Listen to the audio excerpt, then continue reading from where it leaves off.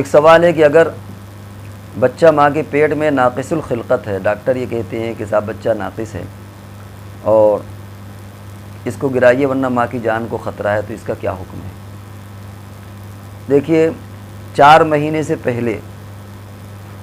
عذر کی بنیاد پر اسقاط کرایا جا سکتا ہے۔ ماں کو عذر ہو یا بچے میں کوئی نقص ہے تو ایسی شکل میں اس کی گنجائش ہے۔ 4 مہینے کے بعد اس کی گنجائش نہیں، کیونکہ 4 مہینے کے بعد بچے میں جان پڑ جاتی ہے۔ ویسے تو تحقیق اب تو یہ ہے کہ وہ پہلے دن جان پڑ جاتی ہے، چنانچہ پہلے دن سے مراد یہ ہے کہ ابتدائی مرحلے میں ہی، چنانچہ آج کل تو ڈاکٹر حضرات جب یہ کہتے ہیں پریگننسی ہو جاتی ہے، حمل ہو جاتا ہے، تو ابھی پتہ چلا مہینے 2 مہینے ہوتے ہیں اور بچہ آلہ لگا کے وہ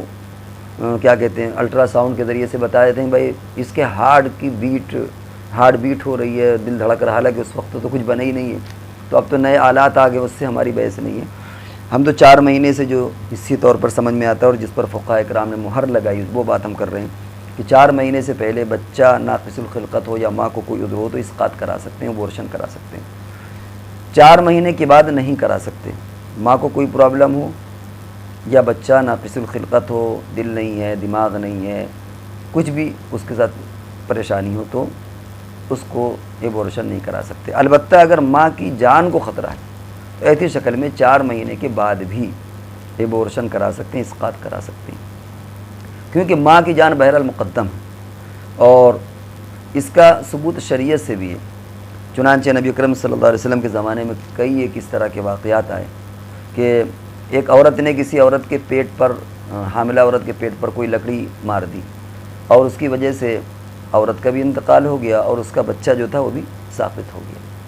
تو نبی اکرم صلی اللہ علیہ وسلم نے عورت کے لیے تو دیت قرار دیا کیونکہ وہ بہرحال ایک حصی جان نظر آ رہی تھی، لیکن جو بچہ ساقط ہو گیا تھا اس کے لیے آپ نے غرہ، جو غلام اور باندی اس زمانے میں ہوا کرتے تھے، وہ لازم قرار دیا، اس کے لیے دیت قرار نہیں دی۔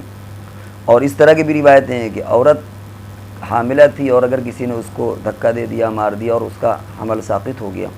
عورت زندہ ہے، حمل ساقط ہو گیا، تو اس حمل کا جو جرم ہے وہ دیت نہیں ہے، چاہے وہ 4 مہینے کے بعد ہی کیوں نہ ہو، وہ دیت نہیں ہے، بلکہ اس پر غرہ یعنی اس زمانے کے اعتبار سے غلام اور باندی آپ نے لازم قرار دیا۔ تو معلوم یہ ہوا کہ حدیث میں بھی یہ فرق ملحوظ رکھا گیا ہے کہ ایک ہے ماں کی جان اور ایک ہے اس بچے کی جان۔ اب ظاہر بات ہے کہ 4 مہینے اگر ہو چکے ہیں اور بچہ ناقص الخلقت ہے اور ڈاکٹر یہ کہتے ہیں کہ اس سے ماں کی جان کو خطرہ ہے، تو اس ماں کی جان جو حصی وجود نظر آ رہا ہے، اس ماں کی جان کو بچانے کے لیے اس بچے کا اسقاط درست ہو جائے گا۔ اور یہاں پر فرق وہی ہے کہ بچہ اگرچہ 4 مہینے کے بعد جان پڑ جاتی ہے، لیکن اس بچے کی جان میں اور ماں کی جان میں شریعت نے بھی فرق کیا، حدیث میں بھی فرق ملحوظ رکھا گیا ہے۔ تو اس لیے ماں کی جان کو بچانے کے لیے 4 مہینے کے بعد بھی بچے کا اسقاط، اگر بچہ ناقص الخلقت ہے تو اس کا اسقاط اور اس کا ابورشن کرا سکتے ہیں۔